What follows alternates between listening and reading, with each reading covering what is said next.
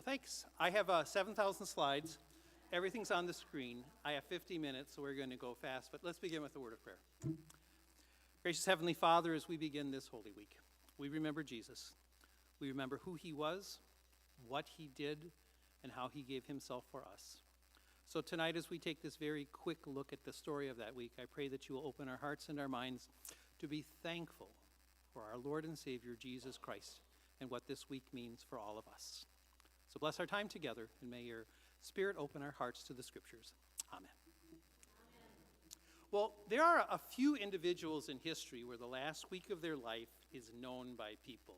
The Emperor Nero back in 69 AD, when everything falls apart, he becomes a fugitive, runs, hides, and commits suicide.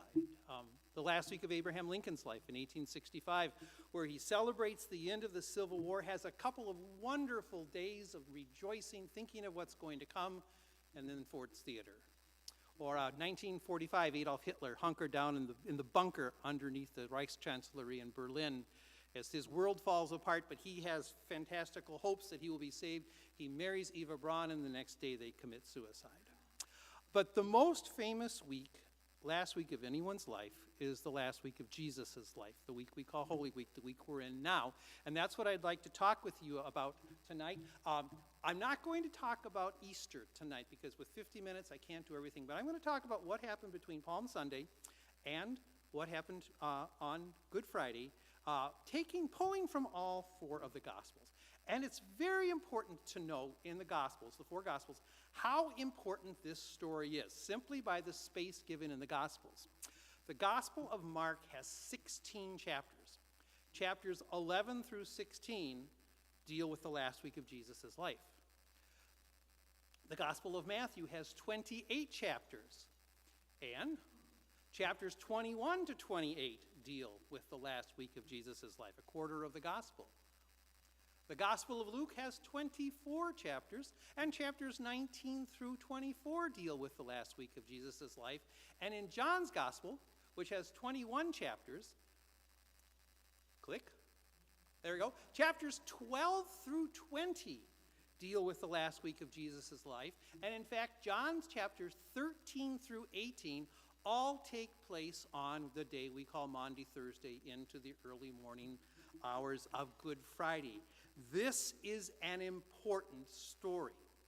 And it's important as we look at this story to know that it's not the same in every gospel. They're the Gospels we call the Synoptic Gospels. It's a Greek word that simply means same eye, same point of view. Matthew, Mark, and Luke. They're very similar in how they tell the stories. Most scholars believe that Mark's Gospel was the first one written, and that Matthew and Luke probably had a copy of Mark's Gospel, as well as some special material, such things as the Sermon on the Mount, which are in Matthew and Luke, but not in Mark, and then their own material. The Gospel of John is an entirely different critter altogether. John's Gospel is, it's got the same basic story, but it is so very different from the other Gospels. And when we come to the story of Holy Week, there are a couple of big differences between the Synoptic Gospels and the Gospel of John, such as in Matthew, Mark, and Luke, Jesus comes to Jerusalem one time at the end of his life. In the Gospel of John, Jesus makes 3 trips to Jerusalem. He is there for 3 different Passovers. The story of Jesus driving the money changers in Matthew, Mark, and Luke, that takes place during Holy Week at the very end of the Gospel. But in John's Gospel, it takes place in chapter 2, the very first time Jesus comes to Jerusalem at the very beginning of his ministry. Matthew, Mark, and Luke have the story of the Last Supper with Jesus taking the bread and the wine. John's Gospel, you will not find any bread, any wine in the story of the Last Supper. But in John's Gospel, you have the story of Jesus washing the disciples' feet, which you don't have in Matthew, Mark, and Luke. And for some people, well, what do you mean? Which one's right? Which one's wrong? And it's very important for us to remember today that the Gospels are not biographies. There was not someone sitting down there taking notes whenever Jesus said anything. The early church collected stories that were probably just oral at first, Later things were written down. That you couldn't go on your phone and research the life of Jesus. The different churches had the information that they had, and the gospel writers used the information they had to create the gospels for whichever community or individual to whom they were writing their gospels, and they told the story differently. And that should, to me, that's not a problem at all, because it helps us understand just the power and the beauty of how the Gospels came into being. Because the Gospels tell this story, which is the most important story in the Scriptures. My favorite chapter in the Bible is 1 Corinthians chapter 15, where the Apostle Paul, who was one of those who saw the risen Jesus, describes what this day was all about, where he says to the Corinthian Christians, writing only about 20 to 25 years after Easter, when the people who saw it, most of them were still alive, he says, "For I delivered unto you first of all that which I received." And here's the story, that Christ died for our sins in accordance with the Scriptures, and that he was buried, and that he rose again on the third day according to the Scriptures. And then he goes on, and he appeared. That's what's important. This story of Jesus' death and resurrection is the hallmark, the foundation of our Christian faith. But the story of the Holy Week, of the last week of Jesus' life, doesn't begin then. It is introduced much earlier, and it's introduced in the Gospels by Jesus' passion predictions. Because Jesus doesn't just show up in Jerusalem and then die. He told his disciples 3 times in Matthew, Mark, and Luke, this is what's going to happen. I am going to go to Jerusalem, and there I will be betrayed, I will be arrested, I will be beaten, I will be killed, and on the third day I will rise. He tells that to them 3 times. In Mark's gospel, he tells it to them in chapter 8, chapter 9, and chapter 10. And every time he tells it, God bless those disciples of Jesus, who are amazing people and who are as dumb as stumps. All 3 times he tells them what's going to happen. They don't understand. He says it in Mark 8, and Peter says, "Oh, you're the Messiah, the Son of the living God. Great." And then Jesus says, "Here's what's going to happen," and Peter chews him out, which Jesus has to chew him out. In chapter 9, he says it again, and the disciples, they want to ask him questions, but they're afraid to ask. In chapter 10, he does it one more time, and that's when James and John come to Jesus saying, Jesus, when you come into your power, I want to sit at your right hand, and my brother wants to sit in the left hand. Because they're thinking what Jesus is doing is going to bring power and glory. 3 times Jesus says what's going to happen, and they don't understand. But Jesus is the one who is in charge of this all. This is one of my favorite verses from Luke chapter 9, where it says, when the days drew near for him to be taken up, he set his face to go to Jerusalem.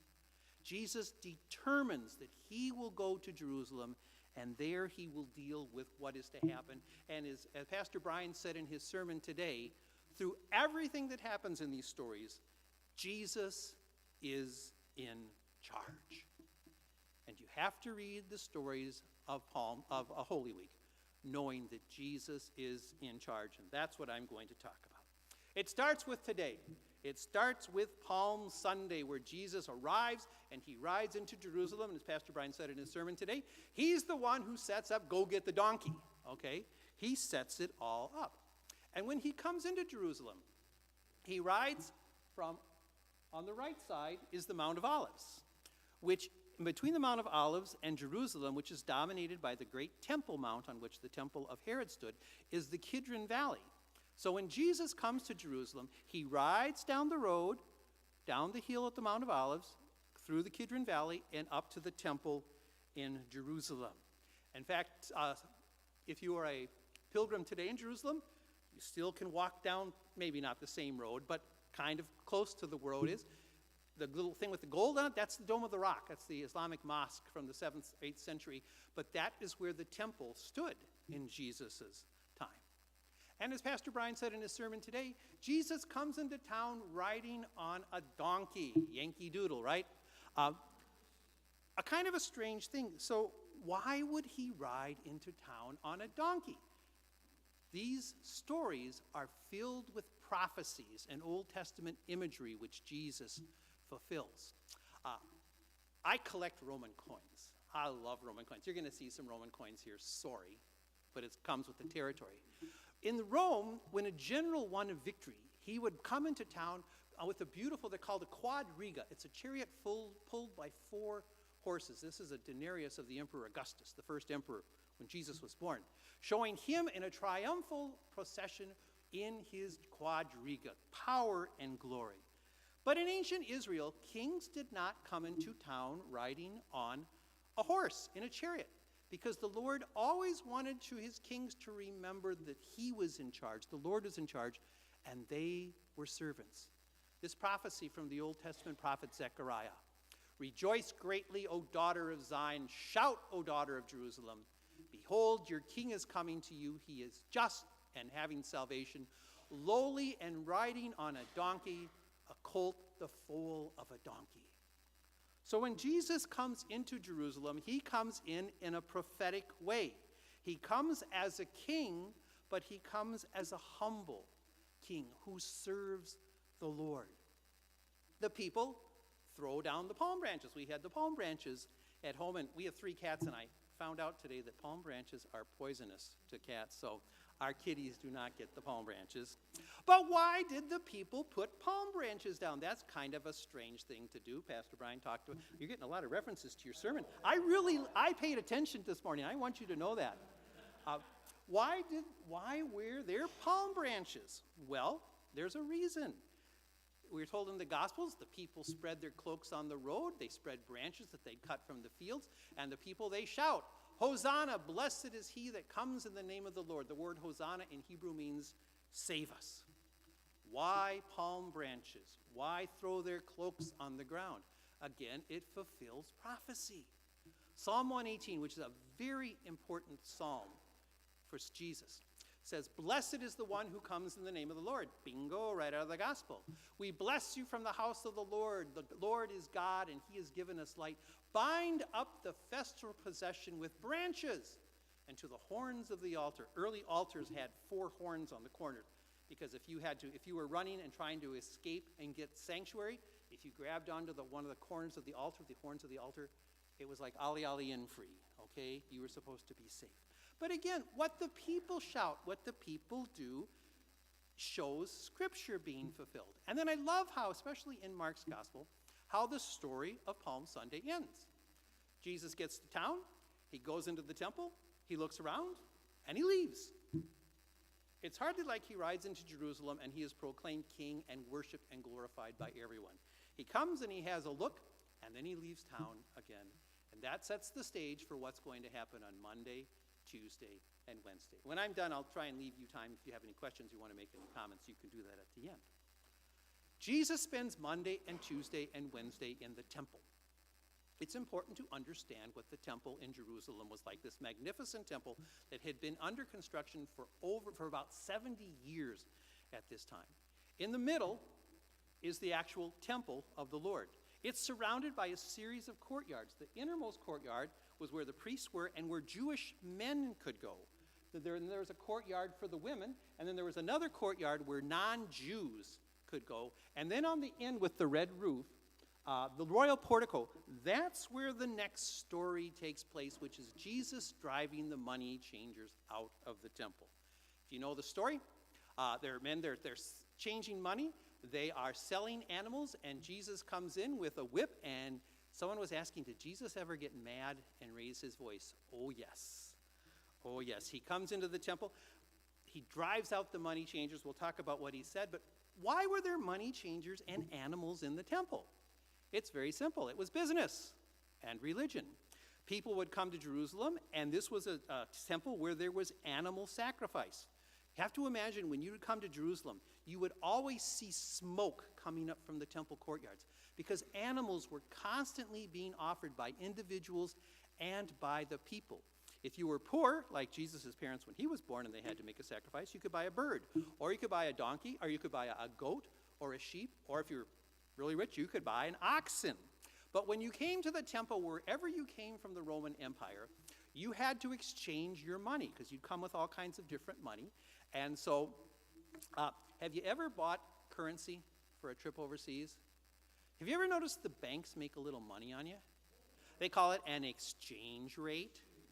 Things haven't changed in 2,000 years. When you came to the temple to buy your animal, whatever money you would have to exchange it. That's called a Tyrian shekel.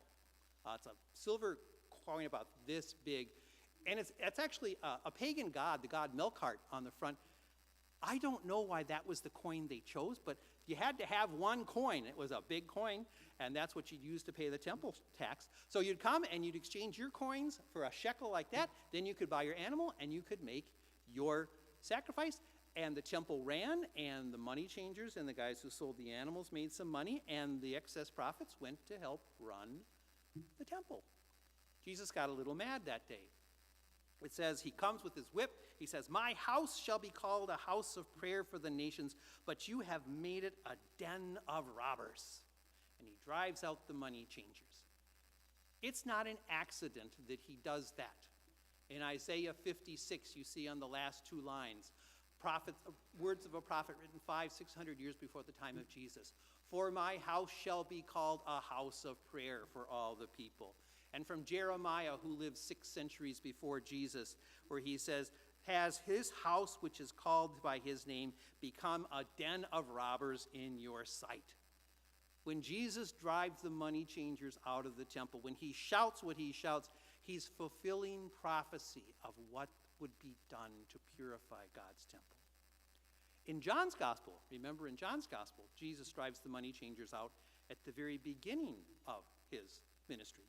And he also says then, "Destroy this temple, and in 3 days I will raise it up."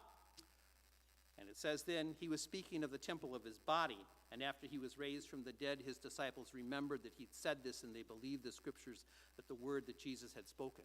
But Jesus makes this proclamation, and it's construed that he's saying he's going to destroy the temple, which later on will be one of the charges leveled at Jesus. Remember Dale Carnegie? How to Win Friends and Influence People. I read Dale Carnegie early in my ministry because I wanted to win friends and influence people, and boy, did I bomb at that. Jesus was not out to win friends and influence people. Jesus, these last days of his ministry, just as his entire life, was filled with controversy of Jesus and his enemies, who were usually the Jewish leaders. The Sadducees, the Pharisees, the scribes, the Herodians, the teachers of the law. They are constantly going at each other. And these 3 days in the temple are filled with gotcha moments. We've all seen those interviews with politicians or someone else where the reporter sets them up and they got that question. Yeah, it's like, "Do you still beat your wife?" kind of question. These days are filled with questions, Jesus' enemies trying to get him to say something they can use against him. It begins, this is from Mark 11, just after Palm Sunday, the first day, Monday, he's in the temple. They say, "By what authority are you doing these things?" they ask. "And who gave you authority to do this? Tell us why you're doing all this stuff, Jesus." And Jesus, who was one of the most clever, brilliant debaters in history, he threw questions right back at them. He said, "Okay, you ask me a question, I'll ask you a question. The baptism of John the Baptist, was it from God, or was he just some guy?" And they look at each other and they say, "Oh, we don't want to answer this one," because if they say, "Well, he was from God," the people will say, "Well, then why didn't you stand up for him?" And if we say John was just some guy, then they're going to say, "You mean you didn't believe John was from God?" And so they say to Jesus, "We don't know." And he says, "Okay, if you're not going to answer my question, I won't answer yours." And it goes on. There's story after story in a row. They come to him saying, when you come to the temple, you had to pay a temple tax every year. "Jesus, is it legal for us to pay this temple tax?" If he says yes, they can say, "Oh, see, he loves the Romans." If he says no, then they say, "Romans, he doesn't love you." And so Jesus says, "Well, show me a coin. Whose picture's on it?" And they say, "Well, the emperor." He said, "Well, if it belongs to him, give it to him. If it belongs to God, give it to God." Again, he tricks them up. The Sadducees, who did not believe in the resurrection, come to Jesus with a theoretical question about a woman who's married to a man who dies, and she ends up going through marrying all 6 of his brothers.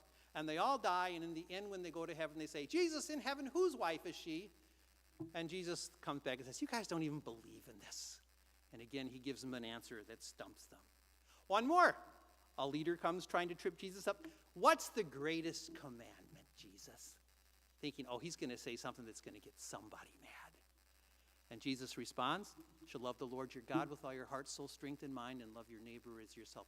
Deuteronomy 6, Leviticus 19. He quotes the scriptures. And we're told after all of these incidences, and after that, no one dared to ask him any more questions. You ever seen someone who thinks they're really smart get shut down? And they don't say anything more. That's what happens here.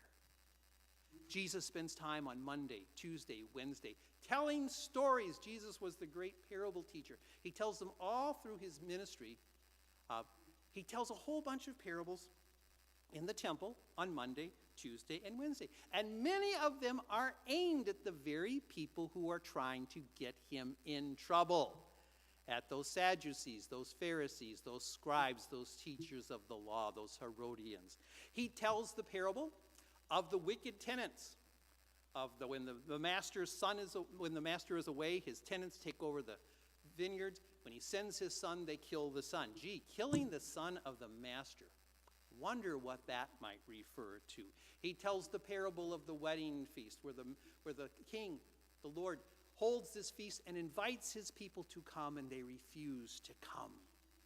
Talking about how they are rejecting the Lord. And while they're trying to get Jesus in that gotcha moment, Jesus gotchas them right back. He tells more parables on these days, especially in Matthew's gospel. Matthew 25 is filled with the whole series of parables we all know that all have to deal with the end of time, with the coming of the one called the Son of Man, as the early Christians believed would be Jesus. The parable of the wise and foolish maidens who have enough oil or who don't. The parable of the servants, where the master goes away and gives them money. The parable of the talents. And what do they do when the master is gone? Or the most famous of all of them, the parable of the sheep and the goats. How did you treat me?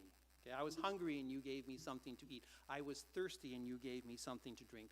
All of these parables aimed at Jesus' disciples, at those who were listening, and also aimed at the early church and at us.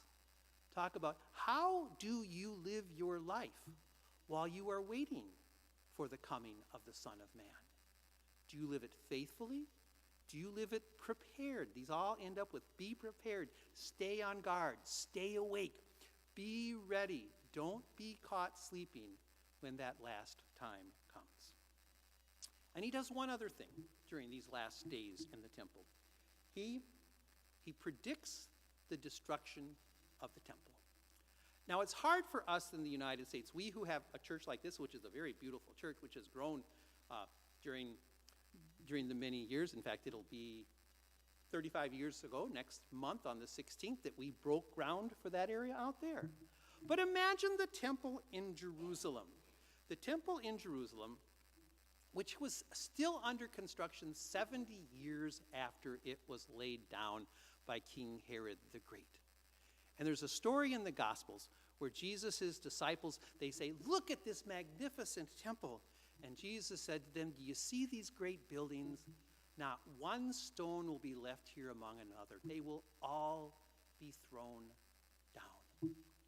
Jesus predicts that this beautiful temple will be destroyed. In fact, it's one of the charges leveled against him at his trial, that he said he will destroy the temple. Pastor Brian one more time alluded to this, talked about this in his sermon. Jesus' prophecy was right, because about 40 years after the life and death and resurrection of Jesus, the temple in Jerusalem was destroyed by the Romans in the year 70 A.D. They laid siege to Jerusalem after a brutal 4-year war, and in August of 70 A.D., they breached the walls of the temple courtyard. Everything was destroyed. The temple was burned to the ground, and all the treasures of the temple. This was a building where the inside, the innermost room, was lined with gold. Okay, do you have gold walls? Remember Jim and Tammy Faye Baker back in the 70s with their gold toilets and water faucets? Okay, the inside of the temple, the last room, the Holy of Holies, lined with gold. This was a huge event. It's something, again, that we Americans, we have difficulty understanding. You know, most Americans don't know that in 1814 the White House and the Capitol were burned by the British Army. Jews remembered what happened in 70 AD. The Romans remembered what happened in 70 AD, and they rejoiced in what happened in 70 AD.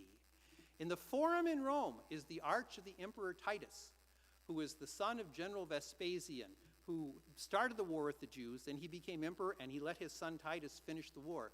This beautiful arch that still stands in the Forum in Rome, on the inside of the arch, it shows Roman soldiers taking away all the goods from the temple. That's the golden lampstand from the temple in Jerusalem. It's believed today by many scholars that the Colosseum in Rome was financed by all the silver and the gold and the precious jewels taken from the temple in Jerusalem. That's how much money the Romans got from that. In fact, for nearly 20 years, the Romans issued coins celebrating their victory over the Jews. The reverse on this one, this is the Emperor Vespasian, who is the one who started the war. It says, Judea capta, Judea captive. The Romans destroyed the temple, and they relished it. It was their great moment of victory. And Jesus said, this will happen.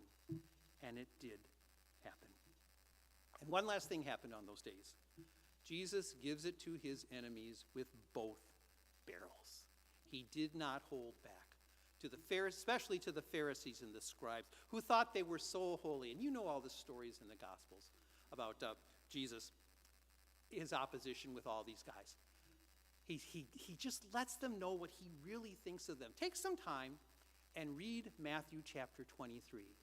The entire chapter is Jesus just chastising the Pharisees and the scribes. Woe to you, scribes and Pharisees, hypocrites!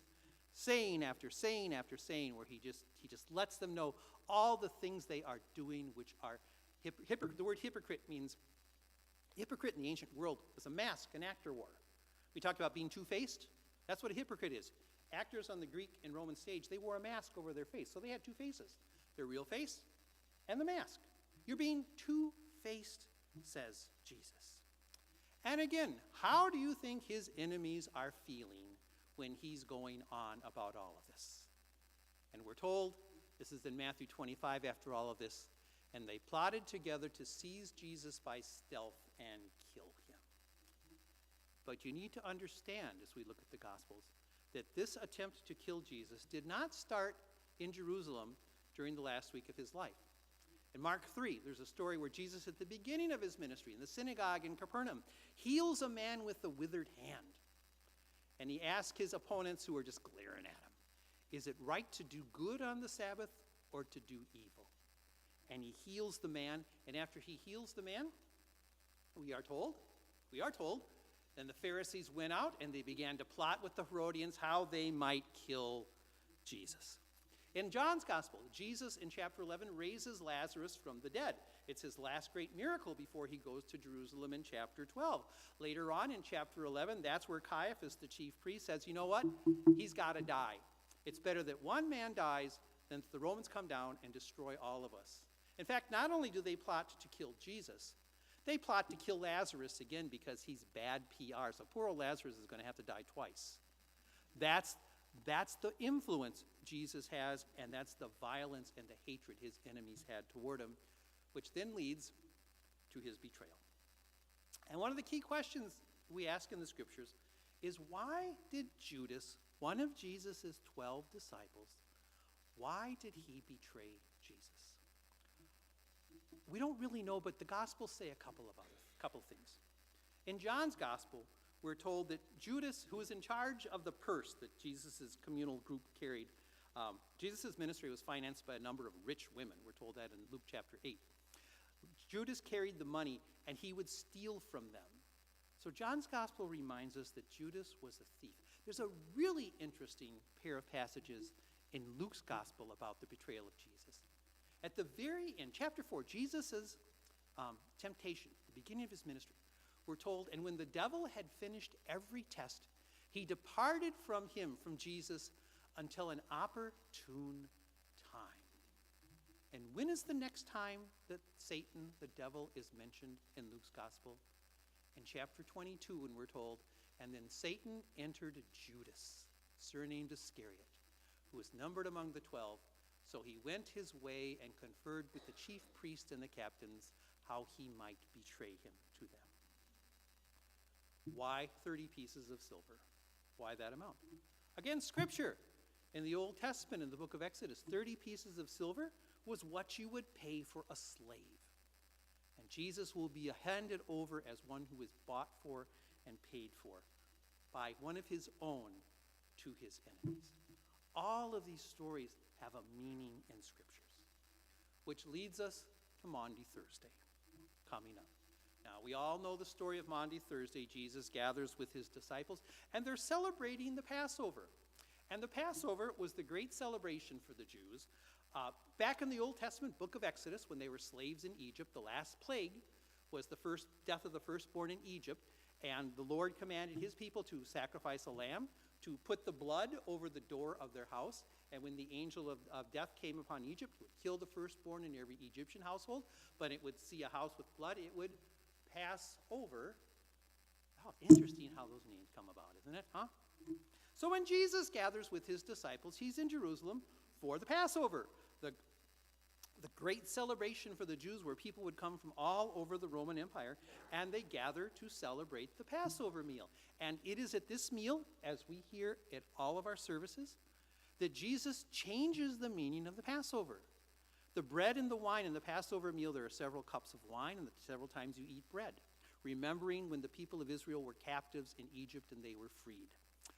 But Jesus says, no, this bread is my body, which is given for you. And this cup is my blood, which is poured out for you. And the words of institution are slightly different in Matthew, Mark, and Luke. But it is central to the understanding of the early Christians. In 1 Corinthians 15, one of the Paul's letters, again written 20 to 25 years after the death and resurrection of Jesus, he tells the Christians living in the Greek city of Corinth, this is how we celebrate communion. And he says, for I received from the Lord that which I also delivered to you. And he tells the story of Maundy Thursday. He tells the story of the Last Supper with the words that Jesus said. That the Lord Jesus, on the same night in which he was betrayed, he took some bread, and when he had given thanks, he broke it and said, take, eat, this is my body, which is broken for you. And then he takes the cup. It all has always left me in amazement that the Apostle Paul could show up here on a Sunday morning, and he wouldn't have a clue what we are saying, but he would know exactly what we are doing. And when you have communion in worship, you are doing what Christians have done since the very beginning of our church. This sacrament, it's not some cute little remembrance, oh, that's really nice.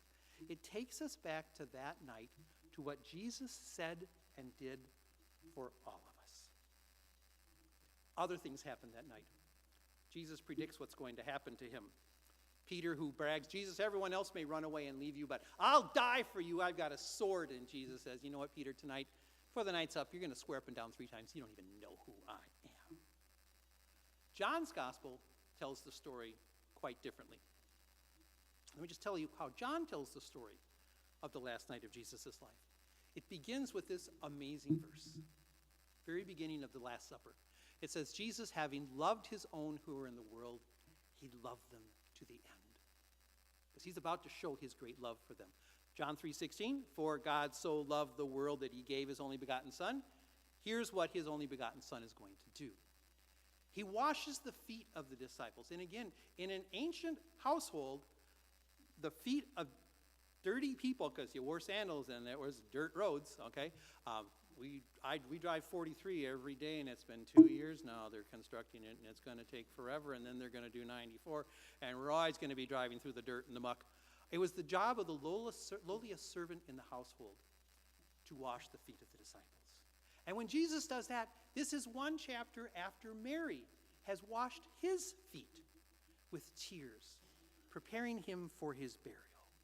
And then he goes on to teach them, and he says, he gives them a new commandment. A new commandment I give you, that you love one another as I have loved you, so you love one another. The Latin word for commandment is mandatum. That's why we call it Maundy Thursday. It's the commandment Thursday. He gives them a new commandment. He tells them that I'm going to leave you, but he says who he is. How many times have you heard this, especially at funerals? I am the way and the truth and the life. No one comes to the Father except through me. He tells them that he's going to leave them, but he won't. Okay, if you want to impress people, the Greek word for orphan is orphan. He tells them, I'm not going to leave you as orphans.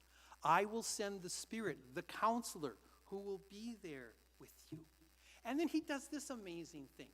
He says, I no longer call you servants, because servants don't know what their master's doing. But now I call you friends. He makes this huge change in this last night, where he changes his relationship with his disciples. No longer is he their master, but now he's their friend. And he ends it in John's gospel with this huge prayer in chapter 17, praying that God will bless his disciples, will keep them united, that they may be one even as he and his Father are one. Again, John's version is so different, but it is an amazing, amazing story. If you haven't read John's gospel account of the Last Supper, even though there's no supper, read it. It's kind of hard to follow because it's 5 chapters of Jesus talking, but it is amazing what is in there. And from there, he goes to the Garden of Gethsemane, where everything starts falling apart. I love this picture. The Garden of Gethsemane is across the Kidron Valley from the Temple Mount.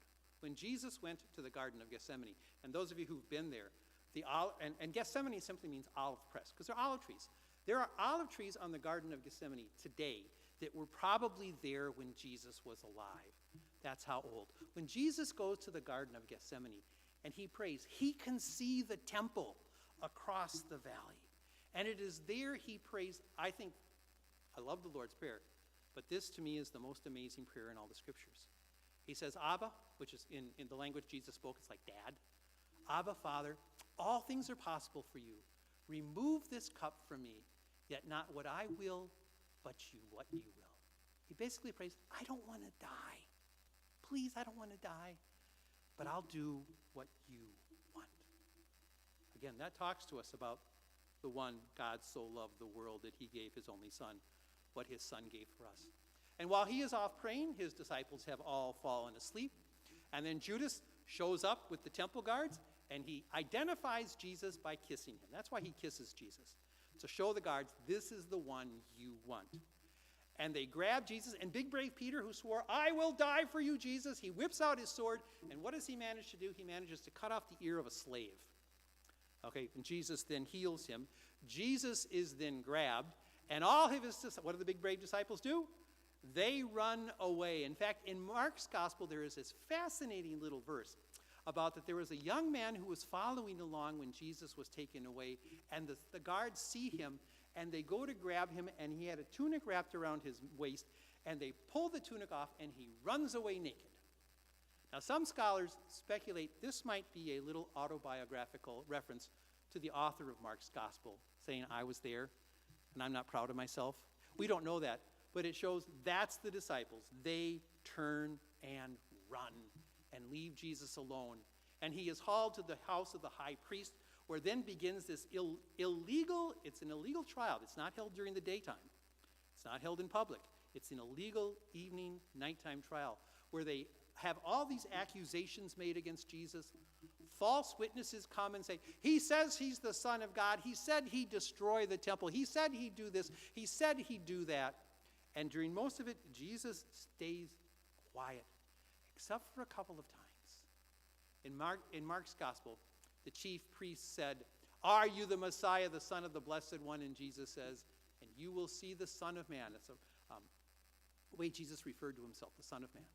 You will see the Son of Man sitting at the right hand of the Mighty One and coming on the clouds from heaven. And while Jesus is in the temple, or in with the chief priest at his trial, Peter's brave enough where he kind of has followed along at a distance, and he's sitting outside, and people start coming up and say, I know you. I know you. One person said, you talk funny. You got that northern hick accent. You were one of Jesus' disciples. And the story ends with big brave Peter, who said, I will die for you, Jesus, swearing up and down to a teenage girl that he doesn't even know who Jesus is. And then the rooster crows. Peter realizes everything he has said, Jesus has said, has come true.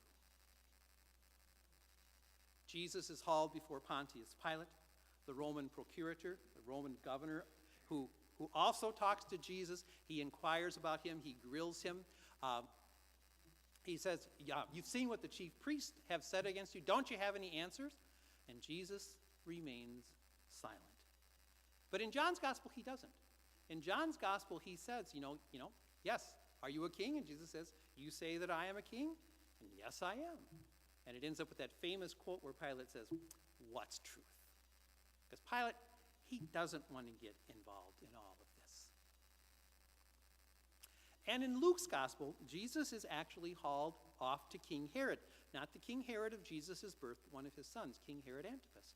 And he's put on trial there too because Pilate doesn't want to deal with this. He says, one of Herod's people, go let Herod take care of you.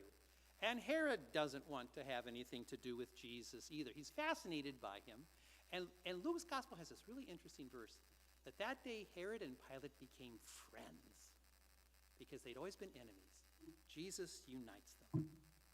Jesus is brought before the people one more time. Pilate doesn't want to do this. He doesn't want to deal with this. So he offers the people a choice. You can have Jesus of Nazareth or this criminal named Jesus Barabbas. Which one do you want? Because the Gospels say it was a tradition on the Passover that the governor would release one prisoner. And the people all shout, we want Barabbas. And Jesus is then led to execution. But before he's executed on Good Friday, things happen to him. Horrible things happen to him. He is beaten with a whip. It's called a flagellum. It's not your bullwhip from your cowboy movies. A flagellum had 3 to 8 tails on it. And at the end of the tail were pieces of metal, of bone, or glass. And you can imagine you're tied up and 39 lashes. It was 39 because 40 could be fatal. 39 lashes. You can imagine what Jesus' back looked like after that. Not just Jesus had this happen to him. The Apostle Paul, 5 times in his ministry, Paul received the 40 lashes minus 1. Can you imagine what Paul's back looked like at the end of his life? The scars. I got a scar on my hand from when I ran through a window in 1964, and it's so awful. You can all see that, can't you? Can you imagine what Jesus's and Paul's backs look like that? And then with Jesus, they're still not done. They put a purple robe on him, purple the color of kings. They put it on him, mocking him, and then they rip it off when he's executed. Can you imagine what that felt like? They put a crown of thorns on his head. And it's always depicted as a crown. It could have been a cap too. And we're not thinking rose bushes. The thorns probably that were used were about this long from a plant. They jam that on his head, and then they haul him out of town to be crucified. And not only had they done all these other things to him, but he has to carry his own cross to his place of crucifixion. But the Gospels tell a really interesting story. Mark's Gospel says they compelled a passerby who was coming in from the country to carry his cross, and it was Simon of Cyrene, the father of Alexander and Rufus. And the question is, why would Mark put this strange little historical tidbit in his gospel? And the answer is because that really happened. For about a century in the time of Jesus in Jerusalem, when a person died, they would be buried, their body would be laid on a stone slab, and at the end of 1 year, they'd come in, they'd collect all the bones, the flesh had been stuck away, and they'd put it in a box called an ossuary. And then they'd shove it into a back chamber of the tomb so the tomb could be reused. In the last century, an ossuary was discovered in Jerusalem that says, that's in Greek, but it's Alexander the son of Simon. Very unusual names to find in Jerusalem, Alexander being a Greek name. That was the box that contained the bones of Alexander, the son of Simon of Cyrene, who had to carry Jesus' cross, who's mentioned in the Bible. Scholars have found another one too. Now, few years ago, they found this beautiful, beautiful ossuary that contained the bones of someone you've probably heard about. His name, in Hebrew, it's Caiaphas, the bones of the high priest who oversaw Jesus' execution. Again, as an ancient history major, I love these stories that show us the historical validity of these stories. These aren't just stories that were made up. There's historical fact all through them all. And Jesus is led to Golgotha, to the place of the cross, or the place of the skull, and there he is crucified. And I've got a few minutes left. Talk about crucifixion. We have a word in English called excruciating. Okay, what kind of pain is excruciating? Unbearable. It's not when I took the little loose skin off my finger the other day. Excruciating is a Latin word. Ex crucis, which means from the cross. The worst kind of pain you can imagine was the pain of the cross. Our laws in our country prohibit cruel and unusual punishment. In the ancient world, the Romans loved cruel and unusual punishment. They wanted to make an example of people. The Romans, it wasn't one person being crucified by themselves all alone. The Romans loved public crucifixions. Before the time of Jesus, there was a rebellion of the Pharisees, and the Romans lined the road from Caesarea Maritima to Jerusalem with the crosses of 6,000 Pharisees who were all crucified. You know the story of Spartacus, okay? I am Spartacus. All of Spartacus's co-rebels, they were crucified along the road. The Romans loved crucifixion because it was horrible, it was terrible, and it taught a lesson. In 1968, archaeologists actually found the bones of someone who'd been crucified in one of those bone boxes. His name was Yohanan. And we know he was crucified because the nail was still through his heel bone. The nail became bent when it was pounded through, and so when he was taken off the cross, they couldn't pull it out, so they just cut his legs off and buried him that way. From this, we're not quite sure how this was done. These are just possible ideas of how this one individual was crucified. But crucifixion was a terrible, horrible thing. People could hang on the cross for days, and you're executed and you're naked. And in Israel, it is very hot during the day. In the winter, this was in the spring when Jesus was executed, it was very cold at night. As I said, you are naked for everyone to see, and for a Jew to be seen naked was horrible. Imagine the blood coming out and the flies and the gnats and everything else landing on you, and you can't do anything about it. It was also public.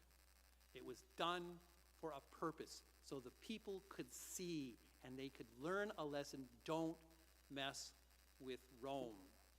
All right, public executions are outlawed today, but public executions used to be big, big business, because not only does the bad guy go, but if you're selling, vendors selling drinks to watch, you're making money. Jesus' enemies, they come and they ridicule him, they mock him, they make fun of him as he hangs on the cross. He saved others, why doesn't he save himself? And as Jesus hangs on the cross, where are the disciples, those big, brave disciples? Well, only one of them is there. We're told in John's gospel there's this character called, he's never named. He's only called the disciple whom Jesus loved. And many people believe it's the disciple John, but we don't know that for sure because he's never named. There's only one disciple who was at the cross with the women, because the women show up. The women go to the tomb on Easter Sunday before the news is known. And Jesus entrusts his mother to this one disciple called the disciple whom Jesus loved. In the Gospels, if you grew up going to the Good Friday 3-hour service with the 7 last words of Jesus, all right, those aren't found in any one Gospel. The 7 last words are taken from all the different Gospels. The most important of the 7 last words is this, from John's Gospel. The last thing Jesus says on the cross in John's Gospel is, "It is finished." The word in Greek literally means, it has been accomplished. When Jesus dies on the cross, he doesn't die as the one who's been vanquished. He dies as the victor. He has accomplished what God sent him to do. That's at the heart, especially in John's Gospel. And in Mark and in the Synoptic Gospels, when Jesus dies, we hear this one voice, the Roman soldier, the centurion in charge of his execution, who says, "Surely this man was the Son of God." which is a nice thing to say, but it is powerfully important in the scope of the Gospels. Because way back in chapter 8 of Mark's Gospel, when Jesus makes his first passion prediction, he asks his disciples, "Who do people say that I am?" That question is only answered when he dies by a Roman, not one of his disciples, but by a Roman who declares, truly he was the Son of God. And Jesus' body is taken down from the cross, and we are told that he's buried in a tomb by two wealthy men, Joseph of Arimathea and Nicodemus, in John's Gospel, a secret follower of Jesus. Again, not an accident. Isaiah. And he made his grave with the wicked and with the rich in his death, because he'd done no violence, and neither was there any deceit in his mouth. Even where Jesus is buried fulfills the scriptures. And the big stone is rolled in front of the tomb that night, and Jesus is out of the way. He's behind a rock. He will be forgotten. He will be relegated to the dustbin of history. And in Luke's gospel, we read this. To me, this is the saddest verse in the entire Bible. This is about his followers. And then they went home, and they prepared spices and perfumes, but they rested on the Sabbath in accordance with the commandment. For his disciples, it's all over. He's dead. He's gone. They lost. All hope is destroyed. That's why that's such a powerful, powerful voice. Except God's got a PS tacked on. And that's what we're going to talk about next Sunday. So, questions, comments, words of wisdom you might like to share. Yes?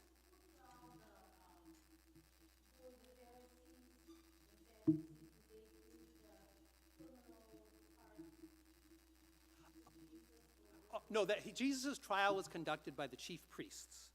The Pharisees were laymen. They weren't priests or anything. They were laymen who studied the scriptures. His trial was conducted by the chief priest and also by the Roman governor.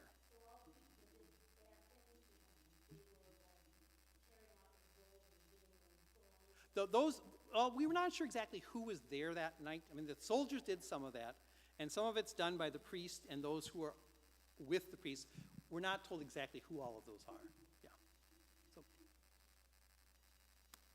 okay, I have a quiz. 75 questions. So, no, but thank you. Thank you. I missed this in retirement. It's really nice to be here. Thank you, Brian, for the invitation. And again, as we come to this week, I hope this gives you a little food for thought about this story that is our story and Jesus' story on Holy Week. So thank you.